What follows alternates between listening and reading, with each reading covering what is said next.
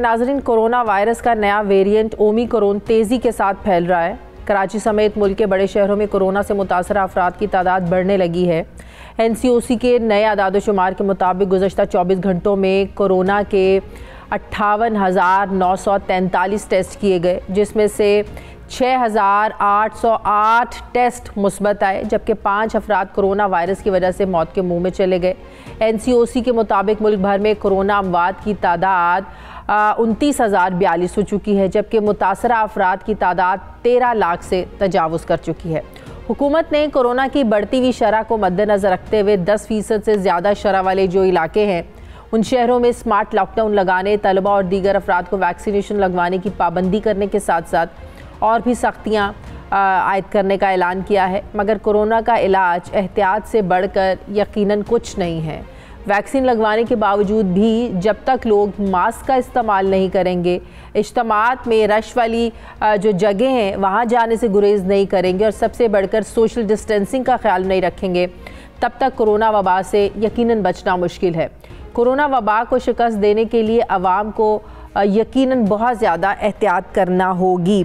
Vice chancellor university of health sciences doctor Javed Akram साहब मुझे join कर रहे हैं। अस्सलाम वालेकुम, बहुत बहुत शुक्रिया डॉक्टर साहब आपका। डॉक्टर साहब, सबसे पहले तो ये बताइएगा कि जिस तेज़ी से ये ओमिक्रॉन फैल रहा है, ये ख़तरनाक भी उस हद तक की है? Thank you Shadiya. देखें, ओमिक्रॉन की में 50 म्यूटेशंस हैं जो एकदम आई। साउथ अफ्रीका से 24 नवंबर 2021 को पहला केस रिपोर्ट हुआ और फिर पूरी दुनिया में फैल गया, इंक्लूडिंग पाकिस्तान। और उसमें जो 50 म्यूटेशंस आई हैं, उनमें से 30 जो हैं वो स्पाइक प्रोटीन्स पे हैं जो कांटे इसके ऊपर हैं।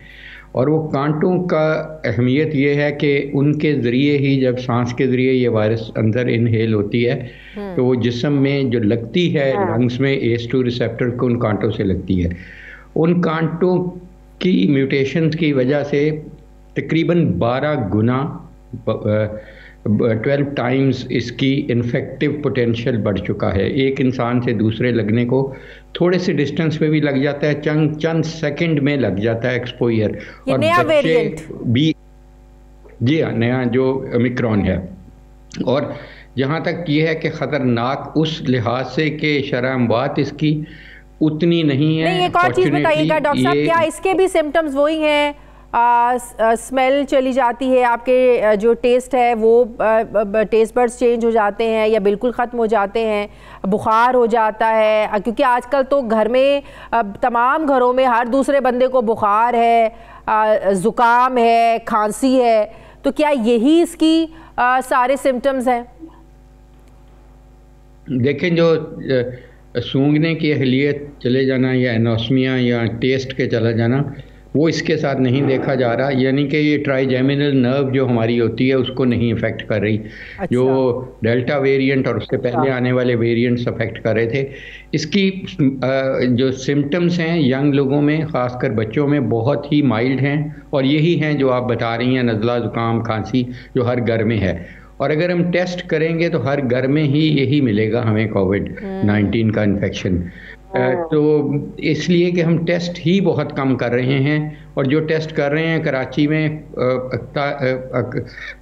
41% पॉजिटिविटी है, जो लाहौर में तकरीबन 15% है। तो जाहिर है कि ये यहाँ तक नहीं महदूद रहेगी, यहाँ से स्पिल ओवर होकर तमाम मुल्क में जाएगी। और इसलिए जैसे आपने बिल्कुल सही कहा कि जब तक इसकी रिस्पॉन्सिबिलिटी NCOC या गवर्नमेंट के अलावा पब्लिक नहीं लेगी, ये कभी बहुत ख़तरनाक सूरत हाल इख्तियार कर जाएगा। और उसकी वजह यह है कि अभी भी बहुत ज़्यादा हमारे अनवैक्सीनेटेड लोग हैं। आपको तकरीबन 50% अभी डोज लगी है या 2 डोजें लगी हैं, लेकिन 50% के करीब हैं।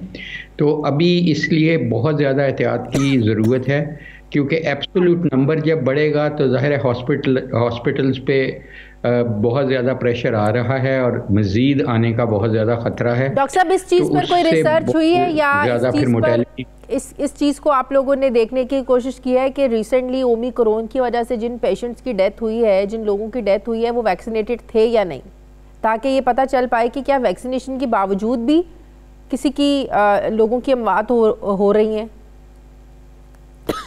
देखें, अमवात तो हो रही हैं लेकिन बहुत कम, उस लिहाज से नंबर ऑफ केसेस के हिसाब से बहुत कम हो रही हैं, क्योंकि अभी डेल्टा वेरिएंट भी हमारे मौजूद है और दुनिया में तो इसके बाद डेल्टा क्रॉन भी आ चुका है। जैसे हमें पता है साइप्रस से केस रिपोर्ट हुआ पिछले हफ्ते और वो भी अब फिर फैल वो रहा इससे है अगली किस्म है। जी, इसके बाद जो आई है अभी चंद दिन पहले ही आई है और वो साइप्रस से सिप्रियट डॉक्टर ने रिपोर्ट किया और उसको कहा गया कि ये कंटेमिनेशन है, लेकिन एक्चुअली कंटेमिनेशन नहीं थी। वो केसेस काफ़ी साइप्रस से फैल रही हैं। और यहाँ पे ये भी इम्पॉर्टेंट है कि जिन एरियाज़ में वैक्सीनेशन बहुत कम हुई हुई है, ख़ासकर अफ्रीका में और ऐसे मुल्कों में जहाँ पे कम है, वहीं से वेरिएशंस और म्यूटेशंस आएंगी आइंदा भी। इसलिए मैं समझता हूँ कि तमाम मुल्कों को सर जोड़ के बैठना चाहिए और अपने अपने एक वैक्सीनेशन प्रोग्राम जल्द से जल्द कंप्लीट करना चाहिए, जिसका मतलब है कि कंप्लीट वैक्सीनेशन 80% की होगी तो ये वायरस को रुखसत करेंगे, वरना तो ये म्यूटेशंस आए दिन आती रहेंगी और आने वाली म्यूटेशन हो सकता है इन्फेक्टिविटी तो ज़्यादा हो, लेकिन ये भी हो सकता है कि वो ज़्यादा अहलियत रखती हो जिस्म को डैमेज करने और शरह अमवात बढ़ाने की। तो डॉक्टर साहब, जिन लोगों को 2-2 डोजेस लग चुकी हैं उसके बावजूद भी लोग बूस्टर लगवा रहे हैं, तो क्या इससे आप ज़्यादा सेफ हो जाते हैं? देखें, हमें ये पता है कि इम्यूनिटी जो आप इम्यूनिटी अचीव करते हैं, न्यूट्रलाइजिंग एंटीबॉडीज़ बनाते हैं वैक्सीन्स के बाद, वो ओवर द टाइम फॉल करती हैं डेफिनेटली। तो इट इज़ क्योंकि इसका इन्फेक्टिविटी पोटेंशियल बहुत ज़्यादा है।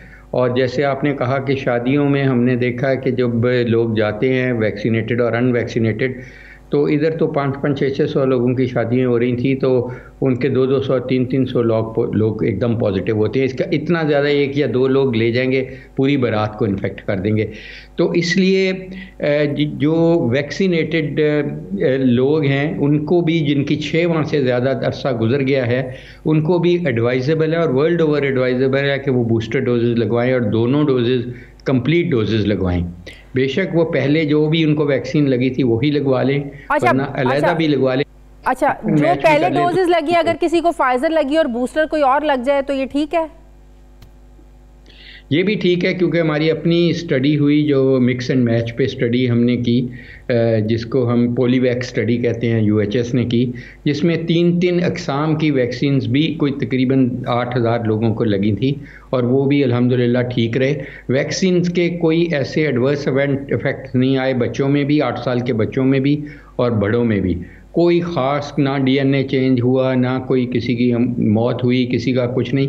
इसलिए वैक्सीन से नहीं डरना चाहिए, बीमारी से डरना चाहिए। बच्चों के लिए सेफ है वैक्सीन, क्योंकि 12 साल के लोग बच्चों की भी शुरू कर रहे हैं वैक्सीनेशन। जी, मेरा ये ख्याल है कि चंद हफ्तों में आप देखेंगे 8 साल को भी शुरू हो जाएगी, क्योंकि इंटरनेशनली बहुत सारी कंट्रीज़ ने 8 ईयर्स को भी कर दी हैं और 5 ईयर्स पे भी स्टडी हो रही है और इवन 5 ईयर्स पे भी सेफ्टी इसकी ठीक है, क्योंकि ये वही टेक्नोलॉजी है जिससे मीज़ल मम्स रूबेला या डीपीटी वगैरह को बनाया जाता है। सेम टेक्नोलॉजी है। तो मेरा नहीं ख्याल, क्योंकि बच्चे भी हमारा असासा हैं और उनके क्लासरूम में एक्सपोजर भी बहुत है और उनमें हमें इम्प्लीमेंट करना एसओपीज़ को बहुत चैलेंजिंग होगा, ये उनको भी लगाना चाहिए। प्रेग्नेंट लेडीज़ को भी, प्रेगनेंसी में भी औरतों को लगाना चाहिए, क्योंकि वो 2 ज़िंदगियों का सवाल है, इसलिए वो भी बहुत ज़रूरी है कि प्रेगनेंसी में। लेकिन उधर सिर्फ रिकमेंडेड मैसेंजर आरएनए वैक्सीन है, विच मीन्स फाइज़र या मॉडर्ना।